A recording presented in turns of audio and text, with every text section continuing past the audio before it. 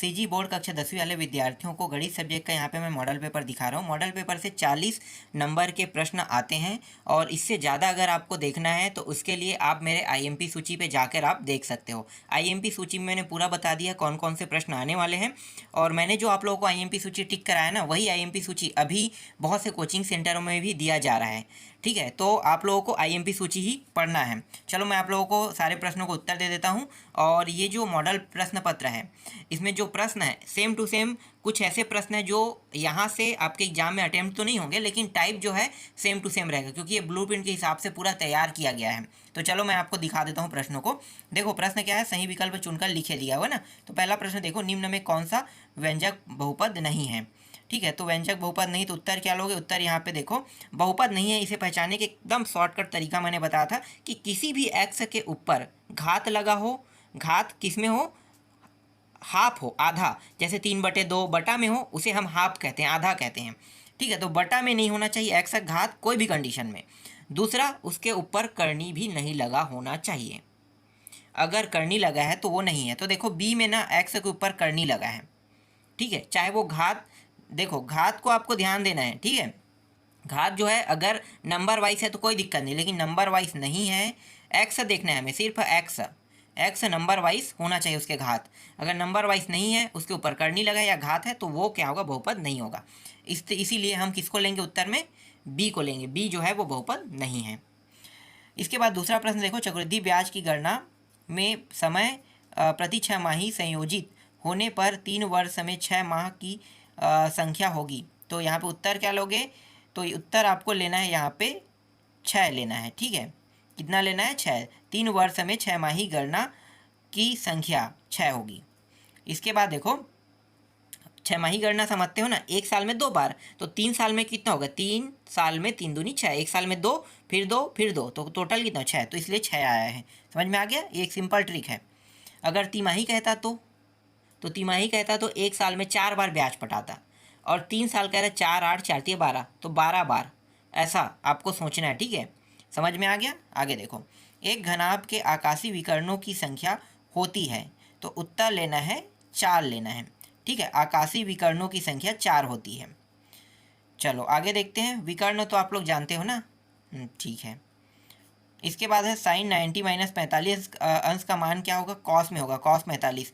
कहाँ है भाई कॉस 45? क्योंकि 90 लिखा है तो साइन किस में चेंज हो रहा है? कॉस में चेंज हो रहा है, तो कॉस 45 आ जाएगा। इसके बाद मूल बिंदु के निर्देशांक होते हैं, तो 0 0, इसे तो मैं बार बार आप लोगों को बताया हूँ, तो यहाँ पे ए इसका आंसर हो जाएगा। चलो रिक्त स्थान देख लेते हैं। रिक्त स्थानों की पूर्ति में देखो पहला प्रश्न क्या है? व्यास क्या होता है? व्यास जो है वो त्रिज्या का दुगना होता है, तो यहाँ पे त्रिज्या बस गायब है, त्रिज्या लिख देना। समांतर श्रेणी 3 6 9। इसके बाद इसका जो 10वां पद है वो बताना है। तो आप ऐसे ही बता सकते हो, जैसे कैलकुलेट करोगे 3 ढाई कितना होता है? 30, तो 10वां पद क्या होगा? 30 होगा। ऐसे पता कर सकते हो। और शॉर्टकट तरीका है ना, ये कम संख्या तो मुझे पता है, 3 का पहाड़ा मैं पढ़ूंगा, 3 6 3 3 9, इसके बाद 3 चौक 12 आएगा, तो 10 पद तक जाएंगे, तो 3 ढाई कितना होता है? 3 ढाई 30 होता है ना, तो बस 30 आ जाएगा। शॉर्टकट तरीका। और निकालने का तरीका क्या है? सूत्र आपको पता होना चाहिए, an बराबर a प्लस n - 1 d, ये सूत्र में आप निकालते हो। ठीक, इसकी ज़रूरत तो नहीं पड़ा ना, पड़ेगा तब हल करेंगे इसमें। चलो शॉर्टकट तरीके से हल हो रहा है, शॉर्टकट तरीके से निकाल लेना। बिंदु उसके बाद 4 - 5 में x के निर्देशांक खाली स्थान है, तो x के निर्देशांक आगे वाले को x कहते, पीछे को y, तो 4 जो है x के निर्देशांक है। कॉस और सेक इसका मान 1 होगा। इसमें टाइम वेस्ट नहीं करना चाहूँगा मैं, आप लोगों को पता होगा, सूत्र में मैंने सूत्र भी बताया था। ठीक है, 1 होगा। वर्ग समीकरण यहाँ पे दिया है, तो क्या क्या मूलों का गुणनफल निकालना है, गुणनफल निकालना है ना, तो 3 और 3 कट जाएगा तो 1 आ जाएगा, 1 आएगा। देखो C/A, तो C का मान 3 है और A का मान कितना है? 3 है। ठीक है, जो एक्स स्क्वायर दिखा है ना, एक्स स्क्वायर के जो गुणांक है 3, उसके साथ इसको भाग कर देंगे, तो C का मान, लास्ट वाला 3 C का मान हो गया, और आगे वाले जो है A का मान है, तो 3 3 कट गया, कितना आ गया? 1। बहुत सरल था। आगे देखो सत्य अथवा असत्य लिखे कह रहा है। इसके बाद देखो सत्य असत्य में क्या है? समकोण त्रिभुज में कर्ण सबसे बड़ी भुजा होती है, ये सही कह रहा है, सत्य लेना है। ठीक है, कर्ण है क्या होता है? समकोण त्रिभुज में सबसे बड़ी भुजा होता है। आवर्ती जमा खाता में जमा करने की कोई निश्चित अवधि नहीं होती है। आवर्ती जमा खाता, एक तो सावधि जमा खाता और आवर्ती जमा खाता, ये भी सत्य हो रहा है। ठीक है, आगे देखो, दो विषम संख्याओं का योग सदैव सम होता है, ये असत्य है। ठीक है, जरूरी नहीं है कि वो हमेशा सम ही हो। एक सेकंड, दो विषम संख्याओं का, हाँ ये तो सही कह रहे हैं, योग तो सम होता है। अब देख लो, एक है और तीन को जोड़ोगे चार होगा विषम का, ये सत्य है। सभी सर्वांग सम बहुभुज समरूप होते हैं, ये भी सत्य है। इसके बाद आगे देखो, विविक्तिकर का मान शून्य होने पर दोनों मूल बराबर होते हैं, तो ये क्या है, ये भी सत्य है। ठीक है, अब देखो दो दो नंबर के जो प्रश्न आपके एग्जाम में आएगा ना, पूरा ब्लूप्रिंट के हिसाब से आपको देखना है। तो मैंने ब्लूप्रिंट के हिसाब से आप लोगों को पूरा परीक्षा बोर्ड में टिक करा दिया है ना प्रश्नों को। तो देखो कैसे प्रश्न आपके एग्जाम में आ सकते हैं।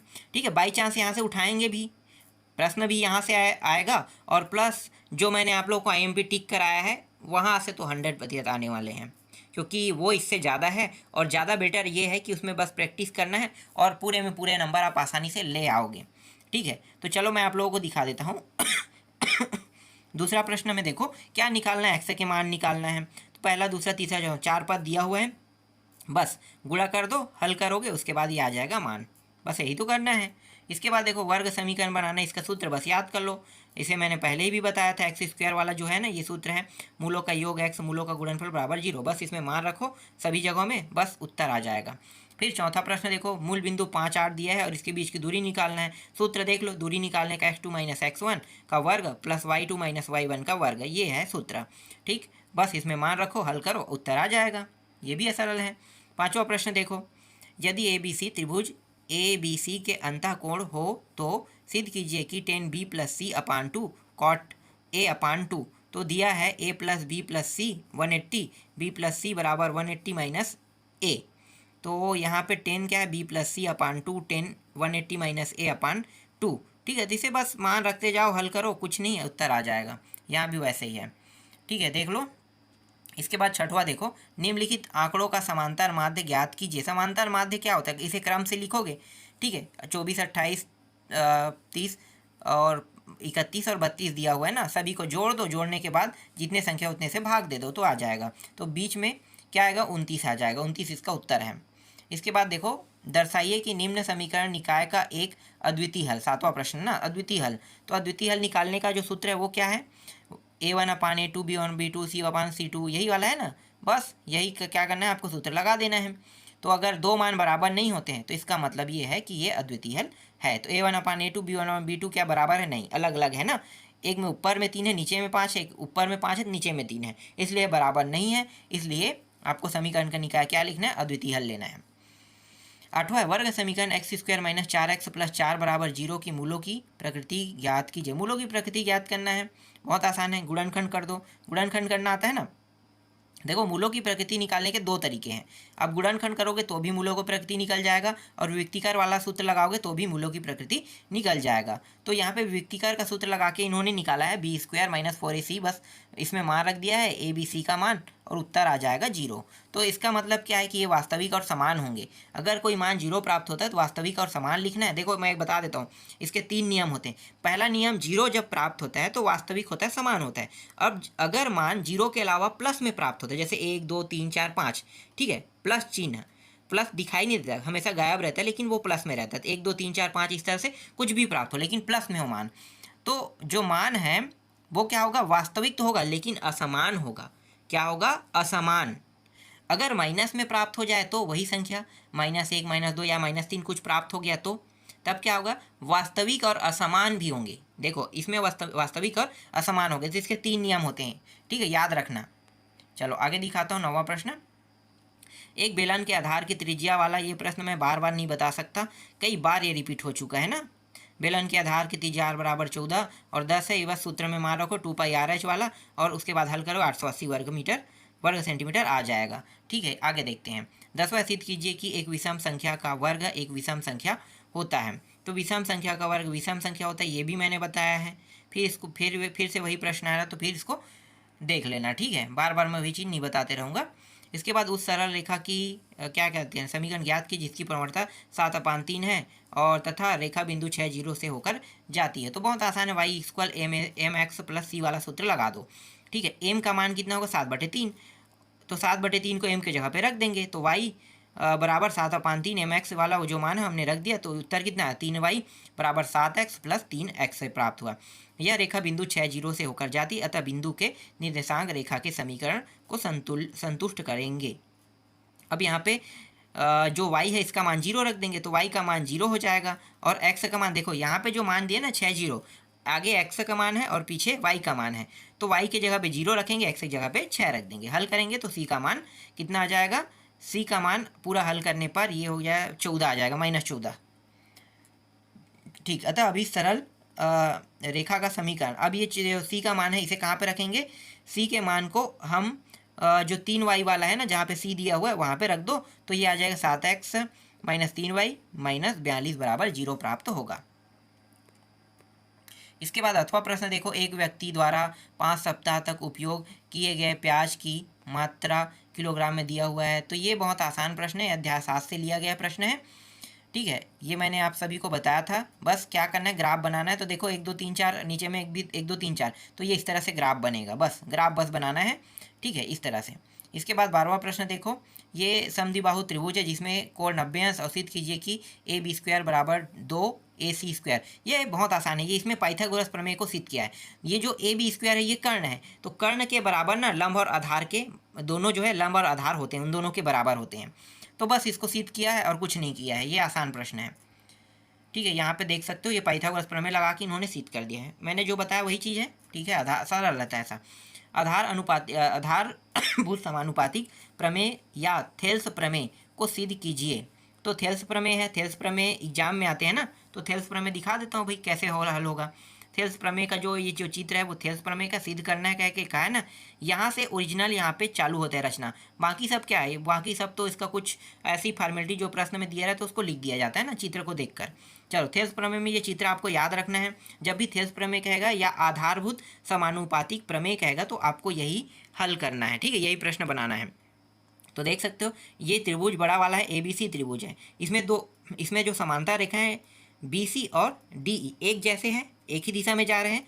ठीक है, अब यहाँ पे देख लेते हैं इसमें जो DE है, ठीक है, DE AB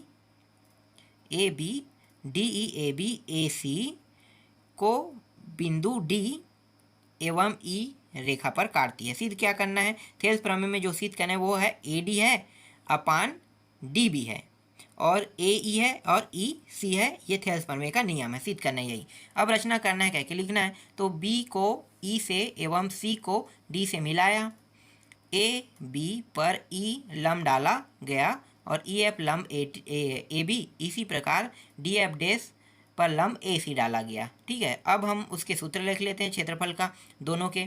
तो जो त्रिभुज बन रहे हैं ना ADE त्रिभुज, और एक त्रिभुज क्या है एक है BD और E त्रिभुज बन रहा है। ठीक है, तो इसमें बस क्या क्या करना है, कुछ नहीं करना है, बस देखते जाओ, यहाँ पे कुछ खास नहीं हुआ है इसमें, ये जो है इसका उत्तर है। ठीक है, इसे समझाते रहूँगा तो टाइम वेस्ट होगा, बस उसमें वही किया है। ठीक है, एक बार ऊपर वाला, फिर नीचे वाला, फिर ऊपर वाला, फिर एक बगल वाला, ऐसा करके इन्होंने हल किया है।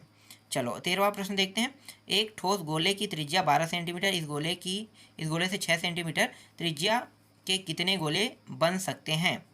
तो क्या करोगे, गोले के सूत्र लगा दोगे, पाई 4/3 पाई r क्यूब है, बस r का मान 12 सेंटीमीटर रखोगे और पाई का मान कितना रखोगे, पाई का मान जो है अगर दिया है तो रखोगे, नहीं दिया है तो यहाँ पे देख लेते हैं क्या कह रहा है। ये पाई का मान रखा है क्या, n है 4/3 है, पाई है क्यूब है, ये हो गया, और 4/3 पाई का मान 22/7 तो होता है, तो यहाँ पे दिया नहीं है। पाई का मान यहाँ पे पाई को कहीं से काट दिया है क्या, एक सेकेंड मैं यहाँ पे देखता हूँ क्या किया है इन्होंने। 12 गुणित 12, हाँ ये सही है, 6 गुणित 6 तो 3 बार ये भी है। हाँ ठीक है, दोनों पार इस साइड में भी 4/3 है और 4/3 पाई दोनों पार में, तो कट गए यहाँ से। ठीक है, काट दिया इन्होंने। ठीक, आगे देखते हैं। इसके बाद इसका अथवा प्रश्न राइट हैंड साइड में है। देखो, एक 35 सेंटीमीटर ऊंचाई वाले जार में 11 लीटर जूस आता है, जार का व्यास ज्ञात कीजिए। तो यहाँ पे देखो जार की ऊंचाई 35 सेंटीमीटर, चूँकि जार 11 लीटर जूस आता है तो जार का आयतन जो है 11 लीटर मतलब 1000 से डिवाइड 1000 से मल्टीप्लाई कर दो, मतलब गुणा कर दो तो 11,000 हो जाएगा। अब बेलन का आयतन कितना होगा, 11,000 रख सकता है पानी, ठीक है, लीटर, मतलब इसे चेंज किया गया है ना घन सेंटीमीटर में। तो उसके बाद पाई आर स्क्वायर एच का मान यहाँ पे रख देंगे और उसके बाद हल करेंगे तो ये आ जाएगा 20 सेंटीमीटर आ जाएगा। इसके बाद 14वां प्रश्न देखो, बहुलक है, अध्याय 16 से है ना ये प्रश्न। तो बहुलक तो मैंने आप लोगों को लास्ट टाइम बताया था कि कैसे हल होगा। बहुलक का बस सूत्र याद कर लो। मैंने F1 F2 F0 L, ठीक है, ये सारे मान कैसे निकालते हैं मैंने बताया था। H का मान क्या होता है ये भी मैंने बताया था, यहाँ पे लिखा है। अब आप लोगों को पता चल गया होगा तो मैं ज़्यादा इसके बारे में कुछ नहीं बोलूँगा, ठीक है। अथवा देख लो, अथवा में क्या बताना है भैया, माध्यिका, माध्यिका को भी मैंने आप लोगों को समझाया है, देख सकते हो। ये कुछ इस प्रकार से माध्यिका का सूत्र बस याद करना है, MdL n/2 - C/F गुणित H, बस मानों को रख दो, हल करो तो ये उत्तर आ जाएगा। इसके बाद देखो ये 15वां प्रश्न है, 2013-14 के शासकीय कर्मचारी वार्षिक वाला है, ये अध्याय 8 से है ना। अध्याय 8 है कि 9 है, शायद 9 है, त्रिकोणमिति अध्याय 9 होना चाहिए। चलो देखते हैं, मुझे भी याद नहीं आ रहा है, लगभग वही होना चाहिए। तो देख सकते हो वित्तीय वर्ष 2013-14 वाला है, और नहीं, ये दूसरा अध्याय है ना, ये तो सरल प्रश्न है। देखो ये वाला प्रश्न नहीं बनेगा ना तो आपको कौन सा बनाना है मैं आपको बता देता हूँ, ठीक है। इसको मैंने बताया तो है आप लोगों को कैसे बनाना है, लेकिन ना बने ना तब मैं आपको बता देता हूँ। इसका उत्तर भी दे, क्या दिखाऊँ इसका उत्तर, चलो छोड़ो। देखो ये वाला प्रश्न 100 पे आएगा, एक सावधि जमा खाता या आवर्ती जमा खाता से एक प्रश्न आएगा। तो अगर आप इसकी प्रैक्टिस नहीं करोगे ना, ये अगर आपको कठिन लगता है तो आप सावधि जमा खाता या आवर्ती जमा खाता से एक प्रश्न याद कर लेना, ठीक है, याद कर लेना, उसके तरीके याद कर लेना, गारंटी है जो मैंने टिक कराया वहीं से आएगा। और तो यहाँ पे देखो राम वाला जो है मैंने टिक कराया है, मुझे याद है, अभी भी मैंने इसे समझाया था इसलिए मुझे याद है अभी भी, ठीक है, मैंने टिक कराया था, ये वही प्रश्न है। इसको भी मैंने बताया था जो यहाँ पे दिया है वो भी। तो ये सावधि जमा खाता है, सावधि जमा खाता में चक्रवृद्धि ब्याज वाला सूत्र लगा देना, हल करना, उत्तर आ जाएगा। आवर्ती का सूत्र अलग होता है। 16वां प्रश्न देखो, 16 में ये वाला जो चित्र आपको दिखाई दे रहा है ये क्या है, रचना, बस तो करना है, कुछ नहीं, रचना सबसे सरल होता है। मैंने रचना के बारे में आप लोगों को बताया था, ठीक है, ये पूरा हो गया। चलो अथवा दिखाता हूँ, इसका भी रचना करना है, ये भी मैंने बताया। ये पूरा प्रश्न वही प्रश्न है जो मैंने आप लोगों को टिक कराया है। सोच सकते हो जब प्रश्न बैंक जो है टिक कराने वाले, सॉरी प्रश्न बैंक बोल रहा हूँ, ये है मॉडल पेपर है, मॉडल पेपर वाले पूरे के पूरे जो मैंने टिक कराया वही प्रश्न ये दे रहा है। इसका मतलब क्या है कि ये इन्होंने तो बाद में दिया है ना प्रश्न मैंने पहले दिया था आप लोगों को, ये इन्होंने बाद में बनाया है इसे मॉडल पेपर को। तो सोच सकते हो कि जो बोर्ड बनाएगा वो भी क्या होगा, हमारी ही प्रश्नों को ही उठाएगा वो, ठीक है। मैंने जो आप लोगों को टिक करा है वही प्रश्न वो उठाएगा, इसलिए अच्छे से तैयारी कर लो। इसके बाद रचना ये रहा, ठीक है, इसको रचना कर लेना, ठीक। इसके बाद 17वां प्रश्न देखो, ये 17 और 6 नंबर वाला है ना, A/B = C/D है, तो सिद्ध कीजिए कह रहा है, तो इसको सिद्ध करना है, देख लो कैसे सिद्ध करना है, ये 6 नंबर के प्रश्न है। और इसके अथवा वाला जो है समांतर मास 7 गुणनफल 45, तो ये भी सरल प्रश्न है, ज़्यादा कठिन नहीं है, देख सकते हो इसका पूरा उत्तर ये रहा, ठीक है। इसके बाद देखो 18वां प्रश्न ये रहा, और 18वां के बाद इसका आधा सोल्यूशन जो है यहाँ पे है, यहाँ तक के, और इसके बाद अथवा प्रश्न है यहाँ पे, ठीक है, अथवा प्रश्न यहाँ पे है। तो इस तरह से 18 प्रश्न मैंने आपको दिखा दिया, जो मैंने टिक कराया है वही प्रश्न पूरा यहाँ पे दिखा रहा है। इसका मतलब ये है कि जो मैंने टिक कराया है वहीं से पूरा प्रश्न आपके एग्जाम में आएगा।